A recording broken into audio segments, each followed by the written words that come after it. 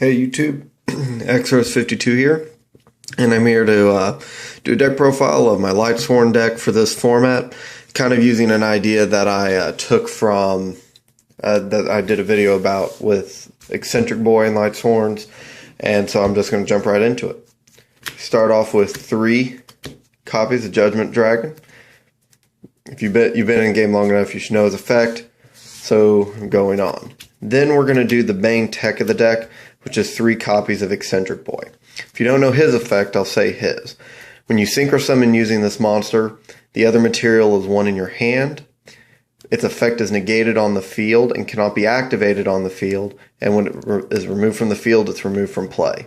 So the idea with Eccentric Boy is that he opens up and takes care of a lot of the dead cards in the Lightsworn deck and makes first turn big monsters a lot quicker, so that you have better answers for your opponent.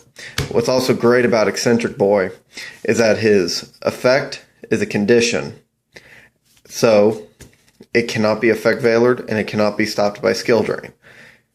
So it's one of those that it's a great one. You just throw it out there. Your monster, if your opponent tries to veiler it for some reason, you still get your synchro. They go -1. It's a great thing. Next, do 2 copies of Raikou. I could bump that up to 3. Right now, just running 2. It's been pretty consistent with 2. Next, run 3 copies of Lumina, because it's Lumina, standard Lightsworn. 1 Groth and 1 Jane. And then we do 2 Wolves. With Eccentric Boy, 2 is great. 3 would be overkill. So the 2's good.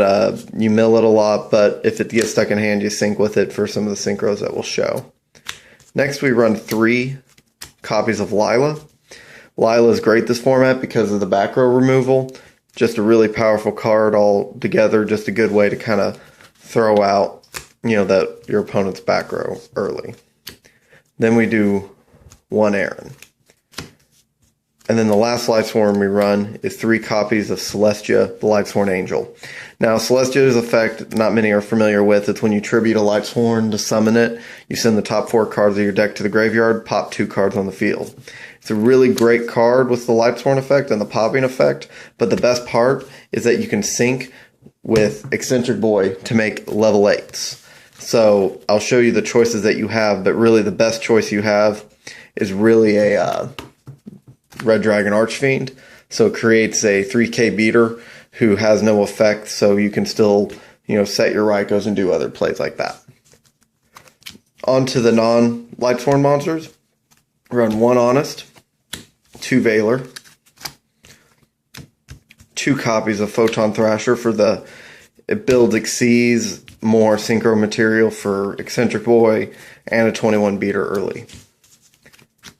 And then to finish out the monsters, we do 2 copies of Lightwear Gearfried. The reason we do the 2 copies of Lightwear Gearfried, 1, it's a great special summon when you have 5 different lights in the grave, but also it's one that can combo well into your Star Eater. So that's the monster lineup. For spells, we have the standard 1 charge of the Light Brigade, 3 copies of Solar Recharge, 1 copy of Foolish Burial. Foolish is great for those instant wolf plays and to get your grave set up. 2 copies of Forbidden Chalice. I've been testing this one out to stop monster effects and seeing how much they have been hurting the deck.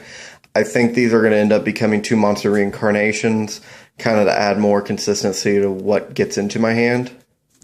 Then I do 1 copy of Lance. That's another one I'll probably bump up, but we do 1 Book of Moon and then 1 Dark Hole. And then the traps, you only run 2, the breakthrough skills, because they work great in mill decks. Now we'll go to the extra deck. The big guy of the extra deck are your guys right here. You got 2 Star Eaters. Now remember with Eccentric Boy's effect, the effect that when he attacks, that's going to get negated. But the effect that prevents him, his special summon from being negated, that effect still applies because he's not on the field yet. So get around Black Horn of Heaven, get around Solemn Warning, and then get your 3200 light monster on the field so you can honest it. So really good, great card right there. The next are the level 8s, which is 2 Red Dragon Archfiend, and 1 Angel of Zera. I do want to bump the Angel of Zera up. What's great about this effect is with those Celestias, you go into Angel of Zera. If they remove it from the field, it's going to get removed from play anyway because of Eccentric Poise effect. Its effect activates off the field from when it's banished to bring it back to the field. So instantly you can get a +1. If they Dark Hole your field with an Angel of Zera, you're going to get that monster back. Plus all the other good... Plus all the good effects for getting the 100 for each of your opponent's banished cards. So, good card there. And then you have the Red Dragons for a good 3k beater. Next, we have 2 copies of Scratch Archfiend. This is the perfect card for this deck because if you sink into 7, doesn't really matter, has no effect. Get a 27 attack monster on the field. Really good plays. Now we're going to go into the Exceeds. I run 1 copy of Galaxy Eyes Tachyon with the Judgment Dragons, and also with the Light Rear Gearfried. It's a choice. If you can summon 1 Judgment Dragon, try to blow up the field, and your opponent fiendishes, and that's the only back row that they had, you can go into Tachyon and attack twice. I mean, whatever you want to do. I just like to run the 1. Then for my 4s, I run 1 Emerald, 1 Star Leash Pound Dynamo, and 1 Level Chain. I don't run more than the 1 Palin Dynamo because I really haven't seen myself going into more than 1. It's great, but most of my 4s go into either they have to hit the field or they go into Scrap Archfiend with Eccentric Boy. For my 3s, I run Leviair, Zenmaines, Leviathan, and Muzarism, the String Djinn. Just for the Lumina plays, because these are more likely to go into. So that's the idea of the deck. It is a very consistent deck. It's still a very fast deck. I am going to build the Chaos Dragon, or not the Chaos Dragon, the Chaos version of Lightsworns and kind of see how that plays out. But right now, from what I've seen, this one's been really consistent. And when you drop Star Eater or a big monster on your opponent early, it's one that it's in this format.